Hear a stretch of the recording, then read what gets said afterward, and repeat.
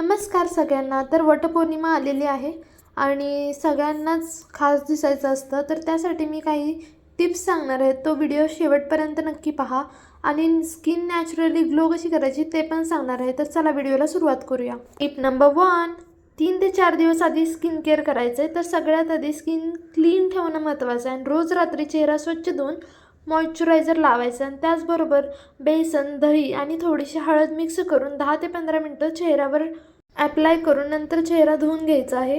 Tip number 2, भरपूर पाणी प्या, झोप पूर्ण घ्या आणि कार्यक्रमाच्या आधीच्या दिवशी कोणताच एक्सपेरिमेंट करू नका.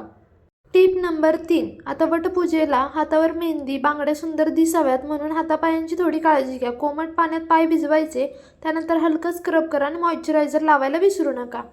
टिप नंबर 4, केसांची तयारी. आता केसांची तयारी करण्यासाठी तुमच्याकडे जर हेअर मास्क असेल तर तो तुम्ही लावू शकता.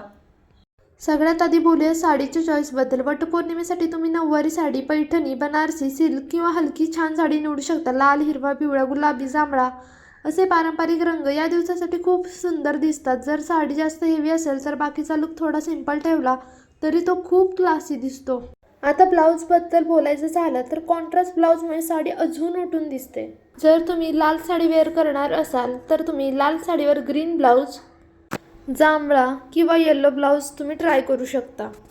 आता जर येल्लो साडी वेअर करणार असाल तर यावरती तुम्हाला पिंक कलरचा ब्लाऊज किंवा ग्रीन कलरचा किंवा मोरपंखी कलरचा ब्लाऊजचा कॉन्ट्रास्ट परफेक्ट मॅच होईल.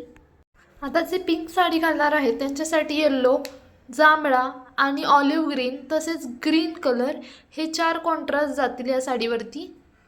आता नेक्स्ट साडीचे कॉन्ट्रास्ट जर तुम्हाला जाणून घ्यायचे असेल तर कमेंटमध्ये तुमच्या साडीचा कलर सांगा. आता वटपौर्णिमेसाठी लूक करताना खूप घाई होते, त्यामुळे आदल्याच दिवशी तुम्ही साडीला इस्त्री करून ठेवा, त्यावरचा ब्लाऊज शोधून ठेवा.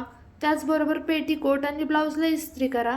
गजरा, फुले काय आणणार असाल ते आणून ठेवा. टिकली शोधा, नथ, हिरवा चुडा, बांगड्या सेट करून ठेवा.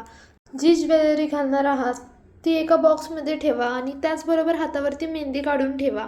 यामुळे वटपौर्णिमे दिवशी तुम्ही गोंधळात पडणार नाही आणि व्यवस्थित लूक पण होईल.